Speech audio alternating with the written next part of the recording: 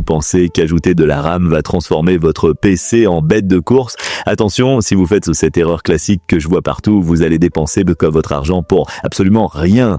Je reçois des messages de gars qui passent de 16 à 32 gigaoctets et qui se plaignent que leur PC est encore plus lent qu'avant. Aujourd'hui, on va parler de dual channel, de fréquences bridées et du piège des barrettes dépareillées. Si vous voulez que votre investissement serve à quelque chose, écoutez bien ce qui suit. On va éviter de brider votre processeur bêtement. L'erreur la plus bête mais la plus fréquente, mal placer ses barrettes. Sur la majorité des cartes mères de notre audience, souvent des profils 25 à 44 ans qui montent leur PC, il y a 4 slots. Si vous mettez vos deux barrettes l'une à côté de l'autre, vous restez en single channel. C'est comme avoir une autoroute à 4 voies mais n'utilisez qu'une seule file, vous perdez 50% de la bande passante potentielle.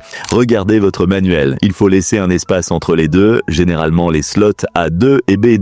C'est un détail invisible mais qui ruine vos performances dès l'allumage. Deuxième erreur, achetez n'importe quelle barrette parce qu'elle n'est pas chère. En informatique, la vitesse de votre mémoire s'alignera toujours sur la barrette la plus lente.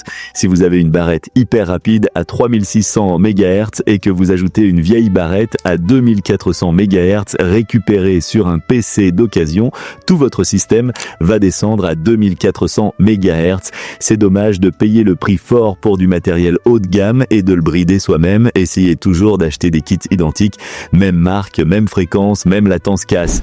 Et voici le secret que 50% des gens oublient après avoir installé leur RAM. Activez le profil XMP dans le BIOS. Par défaut, Windows va souvent faire tourner votre RAM à une fréquence de base très basse, souvent 2133 ou 2666 MHz, même si vous avez acheté de la 4000 MHz.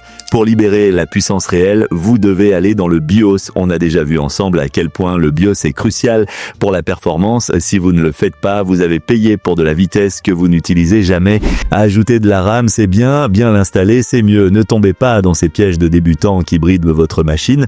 Dites-moi en commentaire, vous avez combien de gigaoctets de RAM actuellement? Et on va voir si la majorité est encore sur 16 gigaoctets ou si le 32 gigaoctets devient la norme.